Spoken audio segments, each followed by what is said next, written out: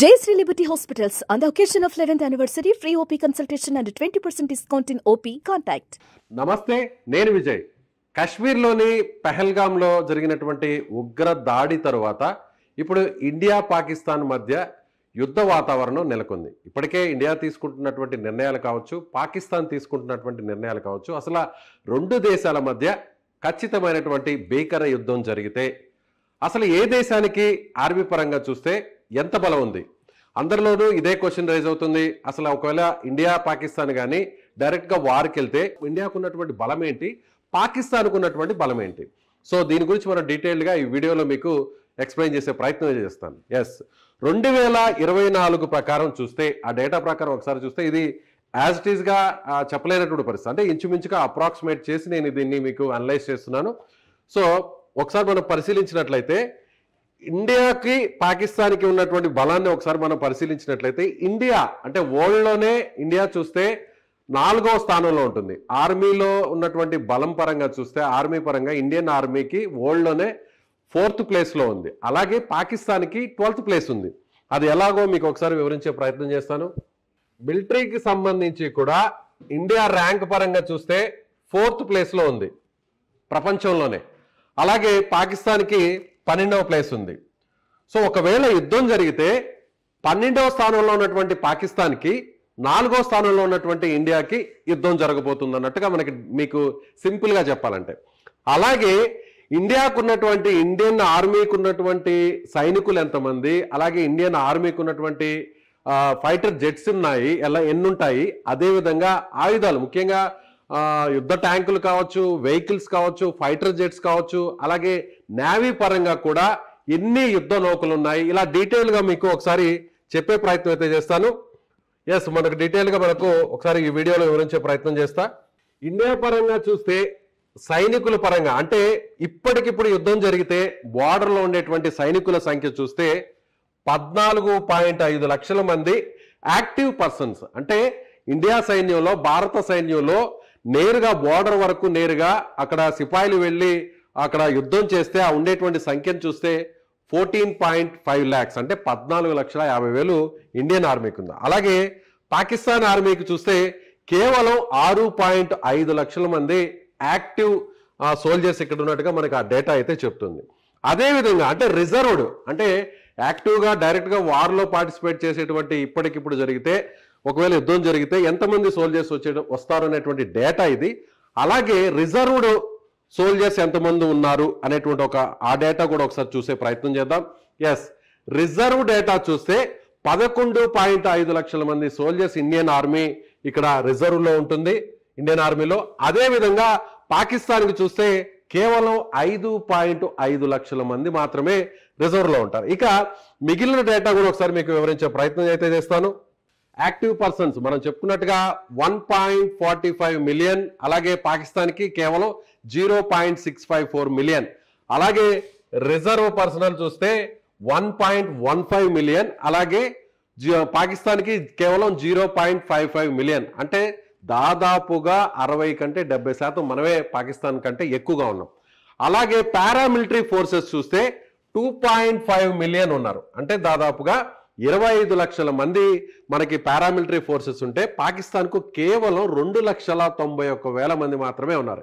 ఇక అన్నిటికంటే కూడా ఏ దేశమైనా కూడా తమ సైన్యానికి సంబంధించినటువంటి సంపదను పెంచుకోవాలన్నా, ఆయుధ సంపదను పెంచుకోవాలన్నా, ఫైటర్ జెట్స్ కావచ్చు, నేవీ కావచ్చు, సబ్మెరీన్స్ కావచ్చు, ఇలా ఏదైనా కూడా ఆర్మీ పరంగా చాలా బలంగా ఉండాలి అంటే ఖచ్చితంగా అందుకు ఆయా దేశాల ప్రభుత్వాలు కేటాయించేటువంటి బడ్జెట్ ఇక్కడ చాలా కీలకం అని చెప్పాలి. ఇక్కడ మనకి ప్రతి సంవత్సరం మన డిఫెన్స్ బడ్జెట్ అంటే మన భారతదేశానికి సంబంధించిన బడ్జెట్, రక్షణ శాఖకు కేటాయించేటువంటి బడ్జెట్ చూస్తే $73 బిలియన్ అంటే దాదాపుగా 6,23,000 కోట్ల రూపాయలను మనం మన ఇండియన్ ఆర్మీకి లేదా రక్షణ శాఖకు సంబంధించినటువంటి ఈ బడ్జెట్ని కేటాయిస్తున్నాం. అలాగే పాకిస్తాన్ చూస్తే సంవత్సరానికి కేవలం $11 బిలియన్ మాత్రమే. అంటే ఒక రకంగా చెప్పాలంటే దాదాపుగా 93,000 కోట్ల రూపాయలను మాత్రమే ఇక్కడ కేటాయిస్తున్నారు. అంటే పాకిస్తాన్ కంటే కూడా 62% మనం ఎక్కువగా డిఫెన్స్ బడ్జెట్ని కేటాయిస్తున్నాం. సో ఎంత బడ్జెట్ ని కేటాయిస్తే అంత మనం దానికి సంబంధించినటువంటి ఎక్విప్మెంట్స్ కావచ్చు, వారికి సంబంధించినటువంటి ఇతర ఆయుధ సంపత్తిని అంతా కూడా పెంచుకోవచ్చు. కానీ పాకిస్తాన్ ఆ కోణంగా చూసినా కూడా మనకంటే చాలా బలహీనంగా ఉంది అనేది అర్థమవుతుంది. ఇకపోతే ఎయిర్ క్రాఫ్ట్స్, అంటే ఎయిర్ ఫోర్స్ కు సంబంధించినటువంటి ఇక్కడ చూసిన అంటే ఫ్లైట్స్, అంటే ఫైటర్ జెట్స్ కావచ్చు, ఎయిర్ క్రాఫ్ట్స్ కావచ్చు, ఇవన్నీ కూడా చూసినట్లయితే అంటే ఒక రకంగా చెప్పాలంటే 2200 ఎయిర్ క్రాఫ్ట్స్ మనకున్నాయి. దాదాపుగా ఇండియన్ ఎయిర్ ఫోర్స్ కి 2200 ఎయిర్ క్రాఫ్ట్స్ ఉంటే పాకిస్తాన్కి కేవలం 1400 ఎయిర్ క్రాఫ్ట్స్ మాత్రమే ఉన్నాయి. అన్నిటికంటే కూడా ఫైటర్ జెట్స్ అనేవి ఇప్పుడు ఉన్నటువంటి యుద్ధం జరిగితే చాలా కీలకం. అంటే ఒక ప్రాంతాన్ని నుంచి సెకండ్ల వ్యవధిలోనే, నిమిషాల వ్యవధిలోనే 100 కిలోమీటర్లకు వెళ్ళేటువంటి ఫైటర్ జెట్స్ ఏవైతే ఉన్నాయో అవి చూసినట్లయితే, అంటే ఇప్పుడు మనం ఒక రకంగా చెప్పాలంటే పుల్వామా అటాక్ తర్వాత మన ఫైటర్ జెట్స్, మన ఇండియన్ ఆర్మీ ఎయిర్ ఫోర్స్ కి సంబంధించినటువంటి ఫైటర్ జెట్స్ నేరుగా పాకిస్తాన్ భూభాగంలోకి వెళ్ళి అక్కడున్నటువంటి ఉగ్రవాద ఏదైతే స్థావరాలు ఉన్నాయో వాటన్నిటిని కూడా స్మాష్ చేసి తిరిగి మళ్ళా సేఫ్గా మన ఇండియాకి తిరిగి వచ్చేసి, ఇవన్నీ కూడా కేవలం నిమిషాల వ్యవధిలోనే జరిగింది.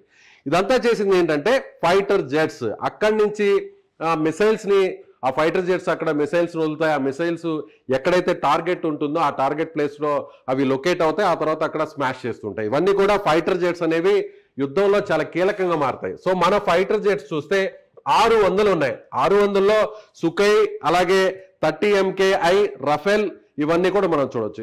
రీసెంట్ గా మనం చెప్పొచ్చు రఫేల్ గురించి. రఫేల్ అనేటువంటి ఫైటర్ జెట్స్ వరల్డ్ లోనే ఇది ఒక పవర్ఫుల్ ఫైటర్ జెట్స్ గా చెప్తాం. సో రఫేల్ తో పాటుగా సుఖై, అలాగే 30 MKI, ఈ ఫైటర్ జెట్స్ అన్ని కూడా కలుపుకుంటే 600 వరకు మనకు ఉన్నాయి. అలాగే రీసెంట్ గా కూడా తేజస్ కూడా యాడ్ అయినటువంటి పరిస్థితి. అలాగే పాకిస్తాన్ ఒకసారి మనం చూసినట్లయితే F-16JF ఈ ఫైటర్ జెట్స్ కేవలం 350, అంటే మనకంటే అవి సగం మాత్రమే ఉన్నాయి. 350 ఫైటర్ జెట్స్ పాకిస్తాన్ దగ్గర ఉంటే మన దగ్గర 600 ఫైటర్ జెట్స్ ఉన్నాయి ఇండియా దగ్గర.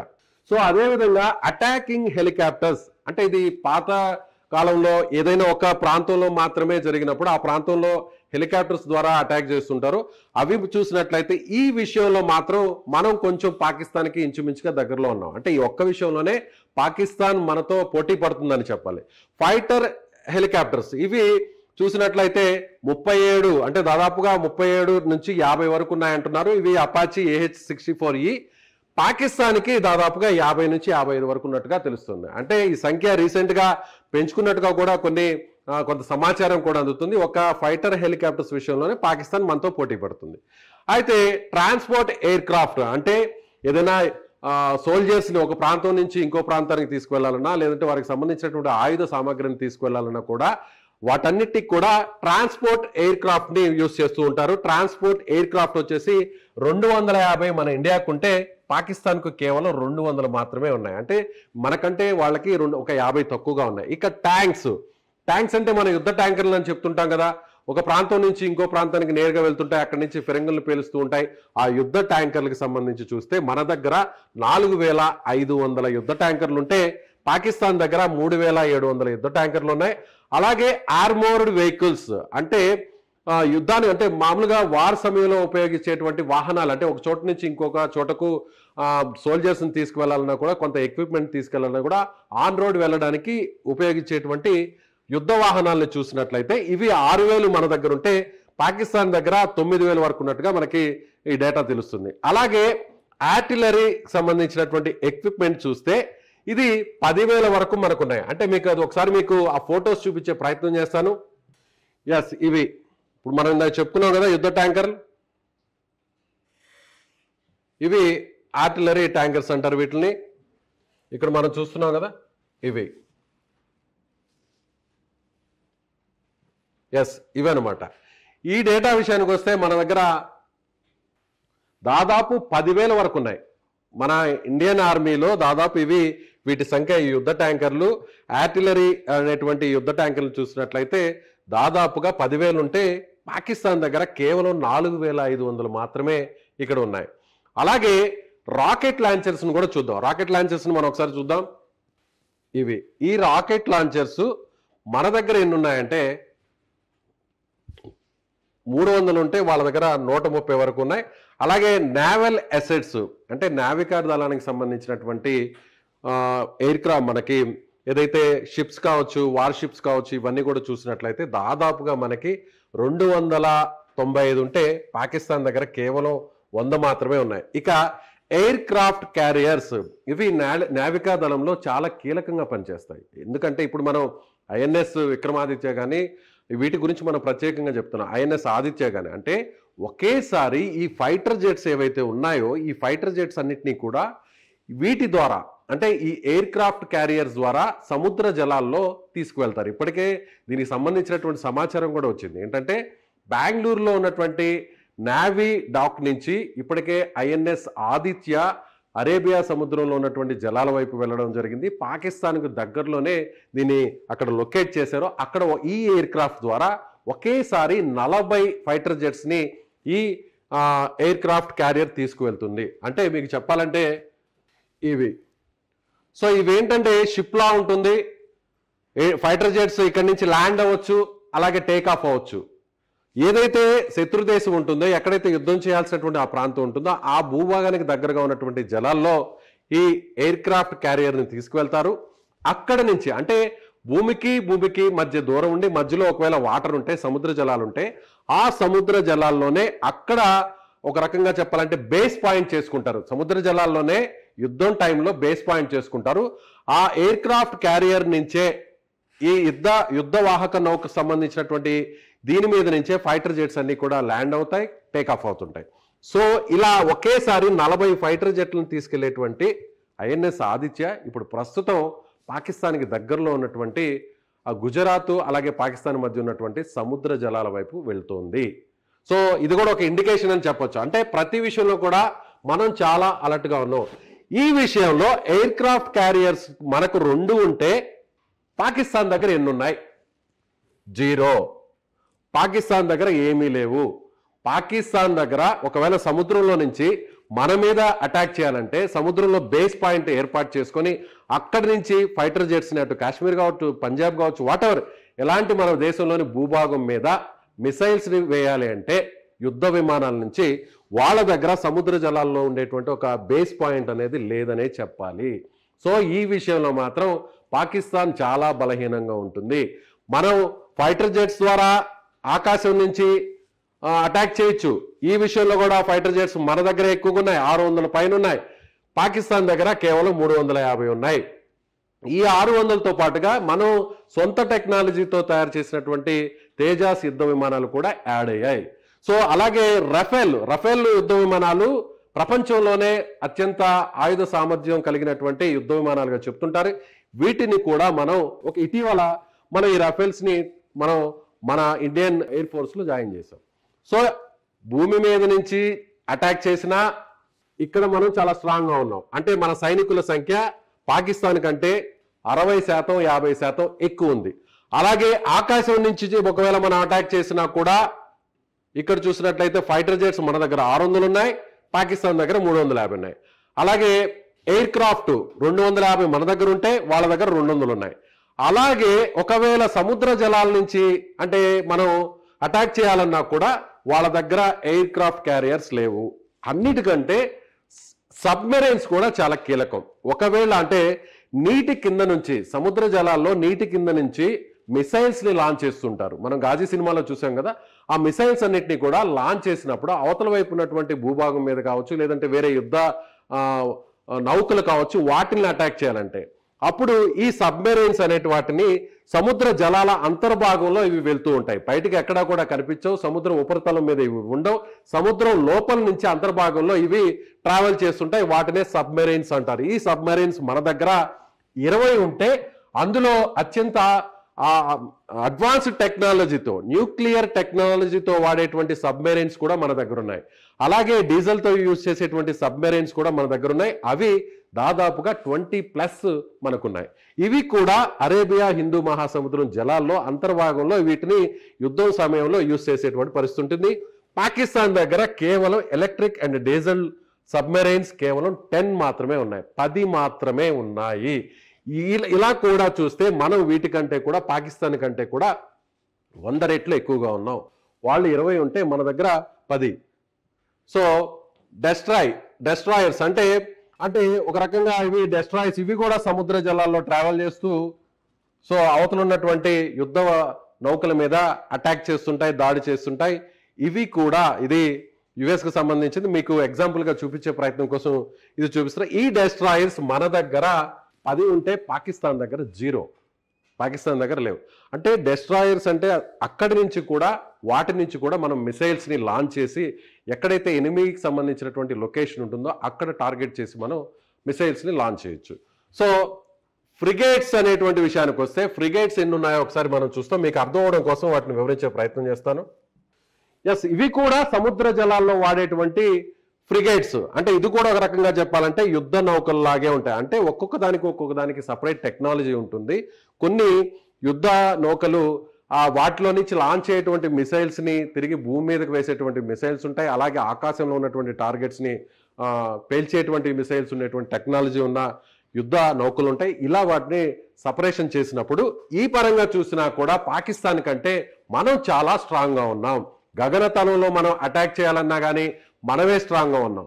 భూభాగం నుంచి అటాక్ చేయాలన్నా కూడా మ్యాన్ పవర్ పరంగా చూసినా కూడా మనమే స్ట్రాంగ్ గా ఉన్నాం. అలాగే సముద్ర జలాల్లో నుంచి అటాక్ చేయాలన్నా కూడా మనమే స్ట్రాంగ్ గా ఉన్నాం. సో ఇండియన్ ఆర్మీ కావచ్చు, ఇండియన్ నేవీ కావచ్చు, ఇండియన్ ఎయిర్ ఫోర్స్ కావచ్చు, ఇలా త్రివిధ దళాలలో పాకిస్తాన్ కంటే కూడా మనం చాలా బలంగా ఉన్నాం. ఒకవేళ పాకిస్తాను మన మీదకి యుద్ధానికి ఒకవేళ తెగబడితే, కవ్వింపు చర్యలు అయితే ప్రస్తుతానికి చేస్తోంది. అంటే మేకపోతు గాంభీర్యం అంటారు చూసారా, ఏదైనా కూడా మేమంతా ఎక్కడా భయపడట్లేదు, మేమన్నిటికీ సిద్ధంగా ఉన్నాం. ఇండియాకు ఒకవేళ దాడి చేసినా కూడా తిరిగి మేము అంతకు మించి దాడి చేయడానికి సిద్ధంగా ఉన్నాం, ఇండియా మమ్మల్ని ఏమీ చేయలేదు అనేటువంటి ఒక మేకపోతు గాంభీర్యాన్ని పాకిస్తాన్ ప్రదర్శిస్తుందనే చెప్పాలి. ఒక బలవంతుడు ఒక బలహీనుడి మీద దాడి చేయడం చాలా ఈజీ, కానీ ఒక బలహీనుడు ఒక బలవంతుడి మీద దాడి చేయడం చాలా కష్టం. అది ఎక్కడైనా కూడా ఈ నీతే ఉంటుంది. అది యుద్ధంలో దేశాల మధ్య జరిగేటువంటి యుద్ధం అయినా కానీ, లేదా వేరే పరిస్థితుల్లో మనుషుల మధ్య జరిగేటువంటి చిన్నపాటి గొడవైనా సరే. అలాగే మరొక విషయాన్ని కూడా ఇక్కడ మీకు మీ దృష్టికి తీసుకురావాలి. ఇప్పుడు మనం వెనకడుగు వేస్తున్నా, లేదా వెనకడుగు కంటే కూడా మనం ఎందుకు ఆలోచిస్తున్నాం, ప్రతి విషయంలో కూడా ఎందుకు మనం పాకిస్తాన్తో యుద్ధం అనగానే అందరూ కూడా కాస్త ఒక విషయంలో ఆలోచించేటువంటి విషయం ఏంటంటే, ఇక్కడ మనం వాళ్ళ దగ్గర చూసినట్లయితే న్యూక్లియర్ వార్ హెడ్స్, అణుబాంబులు వేసేటువంటి పరిస్థితి వస్తే మొత్తం ఆ దేశం అంతా కూడా, ఆ ప్రాంతం అంతా కూడా, ఎక్కడైతే అణుబాంబును వేస్తారో అణుబాంబు వేసిన చోట కొన్ని వందల సంవత్సరాలు ఆ ప్రాంతం అంతా కూడా పూర్తిగా నాశనం అయిపోతుంది. అక్కడ మనుషుల జీవనాడి అనేది రాదు, కనీసం అక్కడ మొక్కలు కూడా పెరగినటువంటి పరిస్థితికి ఉంటుంది. మనం హిరోషిమా నాగసాకి చూసాం. సో అలాంటి సిచ్యువేషన్ రాకుండా ఉండాలంటే, అలాంటి సిచ్యువేషన్ వరకు వెళ్లకుండా ఉండాలంటే అణుబాంబులు వల్లే అందరూ కూడా ఇప్పుడు భయపడతారు. అణు సామర్థ్యం కలిగినటువంటి దేశాలు కొన్నే ఉన్నాయి ప్రపంచంలో.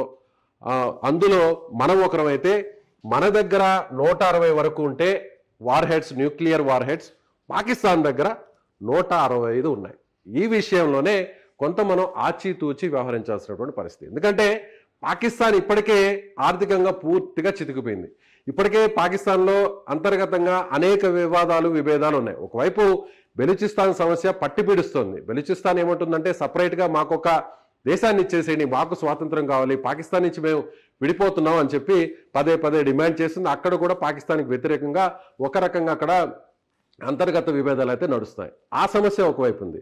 ఆర్థికంగా పూర్తిగా బలహీనపడిపోయినటువంటి పాకిస్తాన్ ఇప్పుడు ఇతర దేశాల మీద ఆధారపడాల్సి వస్తుంది. చైనా లాంటి దేశాలు ఏదైనా సహకారం అందిస్తాయేమో అనేటువంటి ఆశతో ఎదురు చూసేటువంటి సిచ్యువేషన్లో ఉంది. ఒక రకంగా చెప్పాలంటే భిక్షమెత్తుకునేటువంటి స్థితిలో ఉన్నటువంటి పాకిస్తాన్ ఇండియాతో యుద్ధం చేయడానికి అంత ఈజీగా సిద్ధపడుతుందా?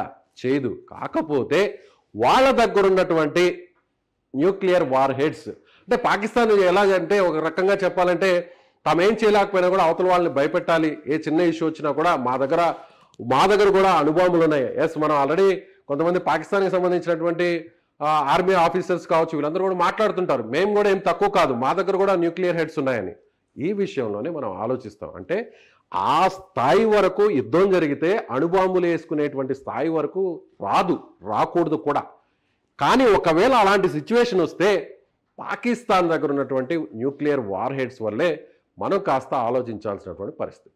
వాళ్ళు మన భూభాగం మీద అణుబాంబులు వేసినా మనము వేస్తాం, అలా రెండు దేశాలంతా కూడా పూర్తిగా ఇదైపోతాయి. కాబట్టి ఆ స్థాయి వరకు వెళ్ళదు ఎలాంటి యుద్ధం జరిగినా కూడా. కానీ పాకిస్తాన్ని అందరూ చెప్తుంటాం, ఒక పాకిస్తాన్ కంట్రోల్లో ఉండేటువంటి ప్రభుత్వం కాదు అక్కడ అందరూ కూడా పరిపాలించేది ప్రధానమంత్రులు, లేదంటే అక్కడ ఉన్నటువంటి ప్రజాస్వామ్య వ్యవస్థ కాదు. అక్కడ ఉన్నటువంటి ఆర్మీయే అక్కడ మొత్తం ప్రభుత్వాన్ని అంతా కూడా కంట్రోల్లో పెట్టుకుంటుంది. ఆర్మీ చెప్పినట్టు వినకపోతే వాళ్ళని ప్రభుత్వం నుంచి గద్దె దించేస్తుంది. వాళ్ళకి అనుకూలంగా ఉన్నటువంటి వారిని మాత్రమే పాకిస్తాన్ ఇప్పటి వరకు కూడా ప్రభుత్వంలో ఉంచినటువంటి పరిస్థితి. కాబట్టి ఆర్మీ కంట్రోల్లో ఉంటుంది, కాబట్టి ఆర్మీ ఏదైనా చేయడానికి సిద్ధమవుతుంది అనేటువంటి ఒక పిచ్చి ఆలోచన పాకిస్తాన్కు ఉంటుందేమో అనేటువంటి ఒక సందేహంతోనే ప్రతి విషయంలో కూడా కాస్త మనం ఆలోచించాల్సినటువంటి అవసరం ఉంది. ఒకవేళ అణుయుద్ధం జరిగితే అంతవరకు వెళ్ళదు. అణుయుద్ధమే జరిగితే మూడవ ప్రపంచ యుద్ధం అయితే మళ్ళీ తిరిగి వచ్చేటువంటి పరిస్థితి ఉంటుంది. ఆ స్థాయి వరకు వెళ్ళకూడదనే కోరుకోవాలి. ఇలా చూస్తే మనం టెక్నికల్గా చూసినా, మ్యాన్ పవర్ పరంగా చూసినా, ఇండియన్ ఆర్మీ పరంగా చూసినా, ఎయిర్ ఫోర్స్ పరంగా చూసినా, నేవీ పరంగా చూసినా కూడా ఒకవేళ వార్ జరిగితే పాకిస్తాన్ని మనం చిత్తుగా ఓడించేటువంటి పరిస్థితి అయితే ఉంటుంది. యుద్ధం జరగాలని ఎవరు కూడా కోరుకోరు. కాకపోతే పాకిస్తాన్ని పరోక్షంగా ఇబ్బంది పెట్టేటువంటి ప్రయత్నం అయితే జరుగుతుంది. ఇప్పటికే సింధు జలాలను కూడా నిలిపివేస్తామని పాకిస్తాన్ చెప్పడం, దౌత్యపరంగా ఉన్నటువంటి అన్ని అంశాల్లో కూడా చాలా కఠినంగా వ్యవహరిస్తున్నారు. పాకిస్తానీస్ ఎవరైతే మన ఇండియాలో ఇప్పటి వరకు ఉన్నారో, వేరే వీసాల మీద వచ్చి ఉన్నారో వారందరూ కూడా ఇమీడియట్గా తిరిగి వెళ్ళిపోవాలని ఆదేశించారు. అలాగే హోంమంత్రి అమిత్ షా ఇప్పటికే చెప్పడం జరిగింది, అందరూ ముఖ్యమంత్రులు కూడా ఫోన్ చేసి స్వయంగా చెప్పడం జరిగింది, మీ రాష్ట్రాల్లో ఉన్న పాకిస్తానీయులను వెంటనే తిరిగి వెనక్కి పంపించేయండి అని చెప్పడం జరిగింది. సో పాకిస్తాన్కు ఉన్నటువంటి అన్ని అంశాల మీద, వాళ్ళ మూలాల మీద ఇప్పుడు దెబ్బ కొట్టే ప్రయత్నం జరుగుతుంది. ఒకవేళ యుద్ధమే జరిగితే పాకిస్తాన్ ఎక్కడ కూడా మనల్ని ఢీకొట్టేటువంటి పరిస్థితి లేదు. సో ఇది ఇప్పుడు చూపించినటువంటి డేటా అంతా కూడా గత సంవత్సరంలో ఉన్నటువంటి డేటా. ఏ డిఫెన్స్ డేటా కూడా అది అఫీషియల్గా బయటకు రాదు. ఉన్న కొన్ని సోర్సెస్ ద్వారా వచ్చినటువంటి ఇన్ఫర్మేషన్ను మీకు అప్రాక్సిమేట్లీ మీతో షేర్ చేసుకుంటున్నాను. సో మీరేమనుకుంటున్నారు? పాకిస్తాన్కి ఇండియాకి యుద్ధం జరిగితే పాకిస్తాన్ చిత్తుగా ఎలా ఓడిపోబోతుంది? మీ అభిప్రాయాన్ని కామెంట్ చేయండి. Thank you so much.